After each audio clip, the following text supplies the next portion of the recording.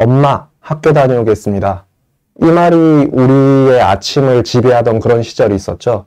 자녀분들을 키우시던 분들이라면 모두 자녀들이 이 소리를 하고 집을 나가는 것부터 하루를 시작하셨던 분들이 많을 것 같습니다.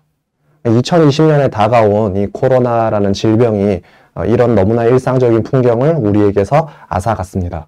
그래서 그런 경험들을 한번 같이 공유해보고 싶어서 코로나 이전의 학교 이야기를 담은 수필을 여러분들과 공유합니다. 4일차입니다. 초등학교 1학년 학생들은 3월 2일에 입학을 하잖아요. 2일, 3일, 4일 정도 되면 어느 정도 익숙한 애들은 익숙해지고 그래도 조금 아직까지 학교에 적응하기 힘든 학생들은 적응이 힘든 그런 상황 정도라고 생각을 하시면 될 것 같습니다. 초등학교 1학년 학생들이 이 4일 차에는 어떤 일이 있었을까요? 교가와 학교종 노래를 가르쳤다. 특히 교가는 우리 학교가 좋아하는 노래라고 하니까 무척 좋아한다. 계속 불러서 학교를 기쁘게 해주고 싶단다. 아마 여러분들도 태어나서 지금까지 교가라는 것을 아마 쭉 배우셨을 겁니다. 특히 우리나라에서 학교를 다니신 분들이라면 적어도 초등학교, 중학교, 고등학교에서는 무조건 교가를 가르치니까요. 제 개인적으로 제가 학교 다닐 때도 이 교가를 왜 배우는지는 참 궁금했거든요. 근데 결과적으로 이 교가를 항상 머릿속에 기억을 하고 있는 제 자신을 보면서 교가라는 게 참 신기하다라는 생각을 했습니다. 그리고 그 교가를 이제 제가 가르칠 입장이 됐던 거죠. 그럼 그전에는 교가를 안 가르쳤냐라는 질문이 있을 수 있을 것 같은데요. 제가 그전까지는 쭉 고학년 담임을 맡았었거든요. 근데 고학년들은 교가라는 걸 기본적으로 알고 있습니다. 그리고 1학년들은 교가를 아예 모르니까 심지어 노래, 악보를 모르는 학생들도 있습니다. 그래서 이 교가라는 노래를 가르쳤습니다. 근데 이 교가를 가르치기 전에 이 악보를 볼 줄 모르잖아요. 그래서 학교종 노래를 가르쳤는데 다행히 그 학교종은 유치원에서 좀 배우고 올라온 학생들이 많더라고요. 그래서 이제 학교종과 함께 교가를 가르쳤었습니다. 근데 이 교가를 가르칠 때 우리 학교가 좋아하는 노래다 이런 학생들의 동기유발을 위해서 이런 말을 좀 전해줬는데요. 학생들이 굉장히 좋아합니다. 그래서 그 이유가 뭐냐고 물으니까 이 교가를 계속 불러서 학교를 기쁘게 해주고 싶다고 합니다. 순간적으로 뭔가 가슴속에서 뭉클하는 게 올라왔습니다. 이 노래라는 걸 배우면 무형이지만 이런 학교가 기뻐한다라고 하니까 뭔가 스스로도 이 행동의 의미를 찾는 모습을 보면서 우리도 여기서 상당히 시사할 점이 많지 않을까 하는 그런 생각을 해봤습니다. 5일차 바로 다음 날이네요. 여기 지금 인포그래픽으로 요거 치킨이 있잖아요. 자, 과연 어떤 에피소드가 있을지 한번 같이 보겠습니다. 닭뼈가 나왔다고 울상짓는 아이의 닭뼈를 얼른 대신 받아주었다. 그랬더니 반 애들 모두 닭뼈를 4개 가지고 왔다. 나도 닭뼈 싫어. 순살만 먹는다고. 생각보다 급식이라는 거는 또 1학년 학생들이 잘 하더라고요. 유치원이나 어린이집에서도 이렇게 단체로 밥을 먹는 그런 모습이 남아있어서 그런 것 같습니다. 그래서 급식 자체를 먹이는 거는 별로 문제가 없었는데요. 어떤 학생 한 명이 닭뼈가 나왔다고 막 울상을 짓고 있더라고요. 그래서 저는 어떻게 할지도 모르고 그냥 학생 입 바로 앞에다가 손을 내밀었습니다. 그래서 닭뼈 뱉어. 그래서 닭뼈를 딱 대신 받아줬어요. 그래서 별로 더럽다는 생각도 안 들더라고요. 참 신기하게도. 닭뼈를 가져가서 이제 제 급식판에 놔두고 또 밥을 먹었는데 반 애들 모두가 갑자기 닭뼈를 뱉어서 제 앞에 줄을 서서 저한테 주더라고요. 저도 닭뼈 싫어합니다. 저도 치킨 먹을 때 순살만 먹거든요. 근데 아마 그래야 된다라고 생각을 했던 것 같아요. 그래서 이 닭뼈 하나만 가지고도 이제 1학년들과 참 꽁트 아닌 꽁트를 찍은 그런 대소동이 벌어졌던 이야기입니다. 11일차네요. 벌써 들어오고 나서 한 2주 정도가 지났을 때의 이야기입니다. 어떤 이야기가 있을까요? 교가를 아주 사랑한다. 자, 우리 아까 3일차에 교가 가르쳤던 거 혹시 기억하시나요? 학교를 기쁘게 해주기 위해서 막 교가를 부르고 싶다고 했었잖아요. 근데 학생들 중에 안타깝게도 아직까지 교가를 완벽하게 외우지 못한 학생들이 있어요. 그런 학생들이 집에서도 교가를 듣고 연습을 하고 싶대요. 그래서 그런 말을 듣고 그랬니? 그래서 어떻게 하면 학생들이 집에서 교가를 들을 수 있을까라는 생각을 좀 했었습니다. 그래서 아무 생각 없이 여러분들 제가 유튜브에 교가 올려주면 볼 수 있을까요? 라고 하니까 볼 수 있대요. 1학년짜리가 7살짜리가 유튜브에 올려주면 자기들이 볼 수 있대요. 그래서 너무 신기한 거잖아요. 학생들한테 물어봤습니다. 너네 유튜브에 올려주면 정말로 볼 수 있나요? 라고 하니까 엄마한테 해달라고 하면 된다고 합니다. 그럼 그렇지. 역시 인터넷은 위대합니다. 정말 이 인터넷이 개발되고 나서 우리가 정말 많은 문명의 편리함을 누리고 있지만 이것을 넘어서 1학년 7살짜리들도 이런 인터넷을 활용하고 하는 걸 보니 정말 기술 문명이 발달하고 있다라는 것을 느낀 그런 에피소드였습니다. 11일차 바로 다음 날이네요. 한번 보겠습니다. 날씨가 좋아 놀이터에 데려갔다. 말 안 들으면 노는 시간 줄일 거예요? 라고 물어보더라고요. 그래서 뭐 별 생각 없이 네 라고 했습니다. 학생들이 하는 말 어린이집이랑 똑같네. 영어 비밀을 알았습니다. 절대 되풀이해서는 안 되는 그런 일이지만 저희 어렸을 때만 해도 학생들이 뭔가 교사의 통제를 따르지 않으면 큰 소리로 꾸짖거나 아니면 다소 어느 정도의 체벌로 학생들을 통제하던 시절이 있었습니다.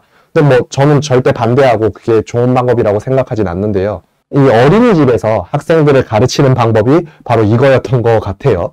그래서 말 안 들으면 노는 시간을 줄일 거다라는 방법으로 학생들을 통제했는데 학생입에서 그거를 듣게 됐습니다.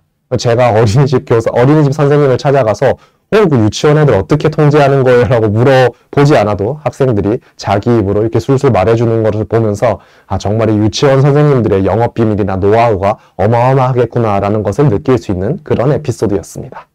51일차 WC 화장실이죠. 어떤 에피소드가 있는지 한번 보겠습니다.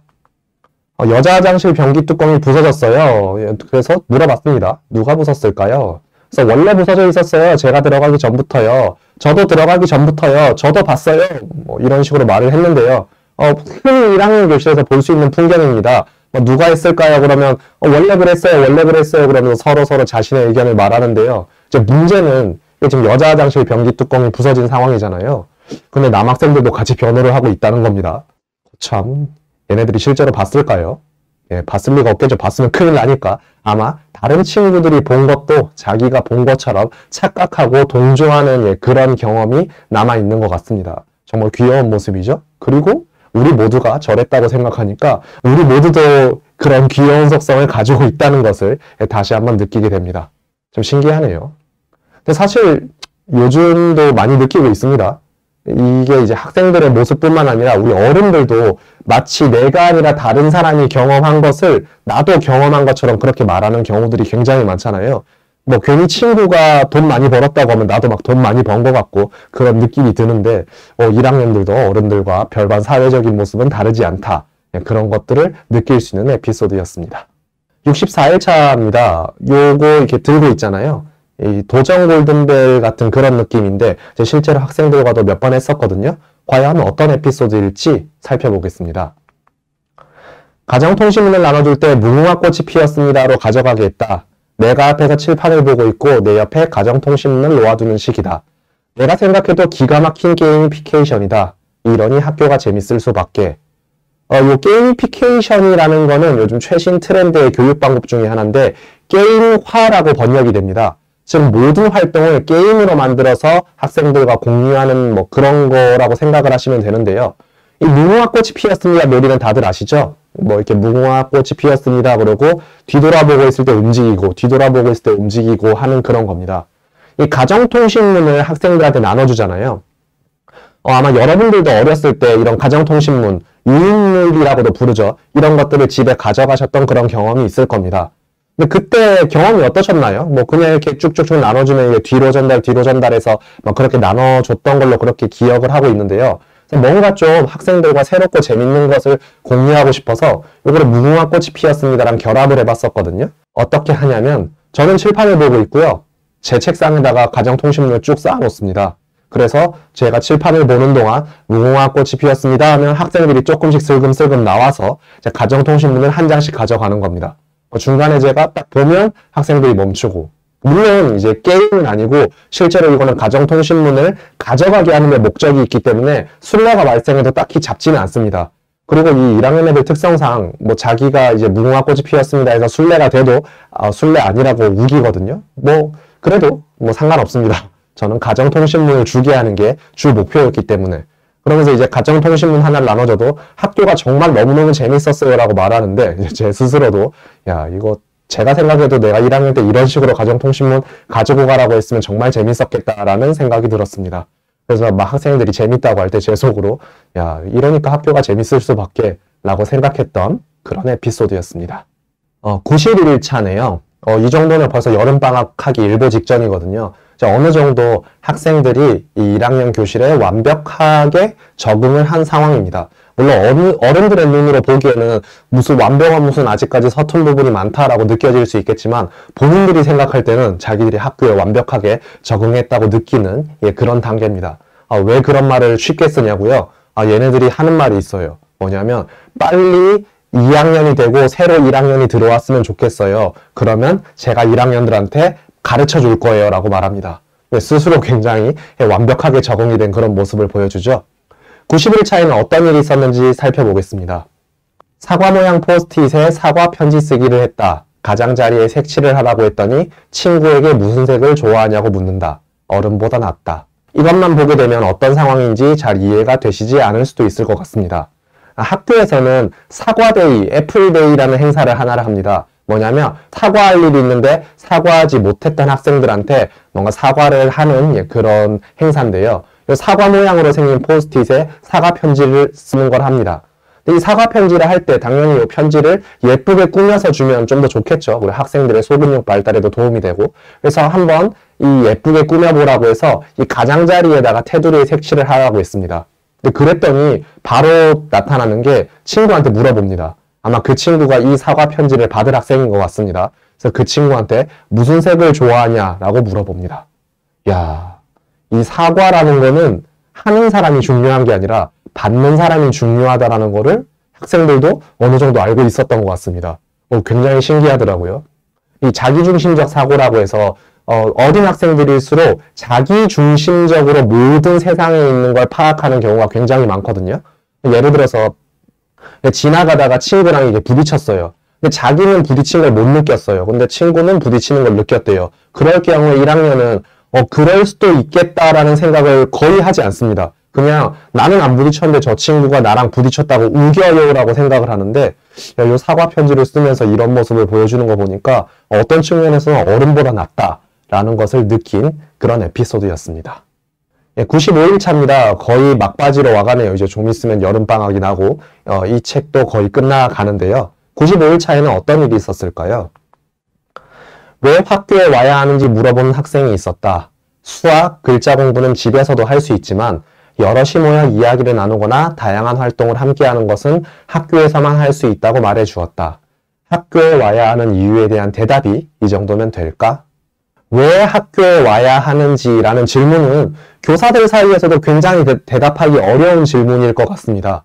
저도 제가 교생 시절에 교생을 이제 봐주던 그 선생님께서 저한테 물어보신 적이 있어요. 애들이 학교가 정말 싫다고 하면 선생님은 그래도 학교에 와야 되는 이유를 어떻게 설명하시겠어요? 라고 이제 물어보시더라고요.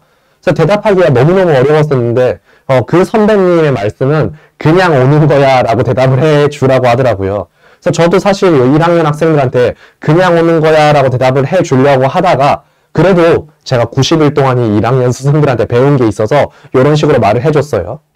그러니까 너네가 수학이나 글자 공부 이런 거는 집에서도 할 수 있는데 친구들끼리 모여서 이렇게 이야기 나누거나 너네가 배운 거 친구들과 공유하고 또 다양한 활동 함께 하는 거는 학교에서만 할 수 있지 않냐 라고 말을 해줬습니다. 그랬더니까 그렇네요 하고 돌아가더라고요. 제가 일전에 가르치는 방법을 가르치기가 중요하다고 말씀을 드린 적이 있죠. 네, 학교는 절대적인 지식을 배우는 곳이 아니라 상대적인 지식을, 즉 절대적인 지식에서 그것과 소통하는 자신의 상대적인 지식을 배우고 그 상대적인 지식을 자신이 아닌 다른 사람과 대화하는 그런 공간이었던 것 같습니다. 그래서 제 스스로도 한번 생각해 봤습니다. 학교에 와야 하는 이유에 대한 대답이 이 정도면 될까라고요. 정말 1학년들한테 배울 게 굉장히 많죠? 네, 지금까지 학교 다녀오겠습니다. 책 속에 있는 에피소드를 몇 가지 소개해 드렸습니다. 학교 다녀오겠습니다 라는 인사가 매일 들리던 그때를 기억하는 시간이 되었으면 하는 작은 바람을 담아 영상을 마무리합니다. 시청해 주셔서 감사합니다.